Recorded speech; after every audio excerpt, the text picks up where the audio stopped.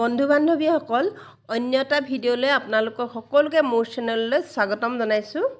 মই আমৰ আচাৰ ৰেচিপি এটা আপোনালোকৰ বাবে শ্বেয়াৰ কৰিব লৈছোঁ। আমকেইটা ধুই পখালি ল'লোঁ, প্ৰথমে ধুই পখালি লোৱাৰ পিছত শুকুৱাই ল'লোঁ আৰু এতিয়া কাটি লৈছোঁ। আমৰ আচাৰ সকলোৱে বনাব জানে, কিন্তু মই আজি অলপ বেলেগ ধৰণে আপোনালোকক বনাই দেখুৱাম। আপোনালোকে যদিহে এনেদৰে বনোৱা নাই, বনাই খাই চাব। খাবলৈ খুবেই টেষ্টি আৰু একেবাৰে কম তেলতে হৈ যায়। এতিয়া নিমখ দিছোঁ, জোখমতে নিমখ দি মই 6-7 দিনৰ কাৰণে এনেকৈ ৰাখিম।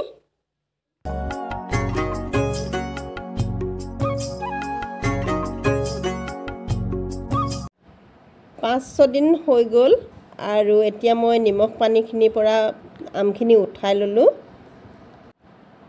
আৰু আমখিনিত অলপ হালধি দিছোঁ। আমখিনি শুকোৱা হৈ গ'ল। এটা ৰ'দতে সুন্দৰকৈ শুকালে। বেছি লিকতা কৰিব নালাগে, আমখিনি অলপ কোমল হৈ থাকোঁতে ৰাখিব লাগে। এতিয়া মছলাখিনি যোগাৰ কৰি লৈছোঁ। এখন কেৰাহী গেছত বহাই গৰম কৰি ল'লোঁ 5 ফুৰণ মছলাৰ পেকেট এটা, আৰু এয়া মই এতিয়া মিক্সিত অলপ মিহি কৰি লৈছোঁ।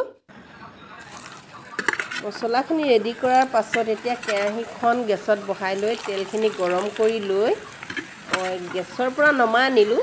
গেছৰ পৰা নমাই আনি তেলখিনি অলপ ঠাণ্ডা হোৱাৰ পাছত গোটেই আমখিনি কেৰাহীত তেলখিনিতে দিলোঁ। তেল বেছি দিয়া নাই। এতিয়া আকৌ হালধি অলপ দিলোঁ। দিয়াৰ পাছতে এতিয়া মছলাখিনি দিছোঁ, যিখিনি খুন্দি ৰাখিছিলোঁ মছলা। আৰু এতিয়া ৰেড চিলি সৰু পেকেট এটা দিছোঁ আৰু এয়া জিৰা পাউডাৰ পেকেট এটাও দিছোঁ, বেছি ডাঙৰ নহয়, সৰু পেকেট এটা। এতিয়া গোটেইখিনি মিক্স কৰিম আৰু কেঁচা জলকীয়া 4-5টা দি দিছোঁ। এতিয়া এটা চিচাৰৰ বৈয়ামত ভৰাম। চিচাৰৰ বৈয়ামটো ধুই পখালি ৰ'দত দি শুকুৱাই থৈছিলোঁ। আচাৰখিনিত মই তেল বেছি দিয়া নাছিলোঁ, কমকৈ দিছিলোঁ। ইয়াক কোনোমতে মানে আমখিনি সামৰি ধৰিছে। এই পানীখিনি আপোনালোকে চিনি পাইছে নিশ্চয়। মই যিখিনি আম কাটি নিমখত দি ৰাখিছিলোঁ, সেইখিনি নিমখ পানী হয়, আমৰ পানী হয়, আৰু মই থৈ দিছিলোঁ। আৰু এতিয়া মই গেছৰ ওপৰত কেৰাহীখনত উতলাই দিছোঁ আৰু এয়া 2 গিলাচ হ'ল। এতিয়া পানী এগিলাচ মই এই কেৰাহীখনতে দিছোঁ। ইয়াতে তেল আৰু মছলা লাগি আছে। এই পানীখিনি ধুনীয়াকৈ খুলি লৈ মই এই আচাৰখিনি ঢালি দিছোঁ আৰু এই বাকী থকা গিলাচো এই আচাৰখিনিতে ঢালি দিছোঁ।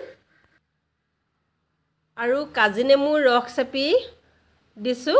এই কাজি নেমুৰ ৰস চেপি যদি দিওঁ, আমি বহুত দিনলৈ আচাৰখিনি ভালকৈ সংৰক্ষণ কৰি ৰাখিব পাৰিম, বেয়া হৈ নাযায়, এবছৰ দিনো থাকিব।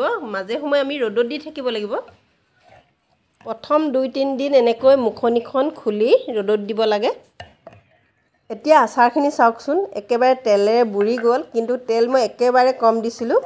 আৰু এইখিনি কোনো দিনে একো বেয়া হৈ নাযায়, কাৰণ এইখিনিত অকল নিমখ পানী আৰু আমৰ পানী আছে, আমৰ ৰস আছে। আমৰ পানী নহয়, আমৰ ৰস। আৰু খাবলৈ বহুতেই টেষ্টি লাগে। আমৰ মানে যিটো গন্ধ, সেই পানীখিনিত বহুত ধুনীয়া আমৰ গন্ধ ওলায়। আশা কৰোঁ মোৰ এই আমৰ আচাৰ ৰেচিপিটো নিশ্চয় আপোনালোকে ভাল পালে।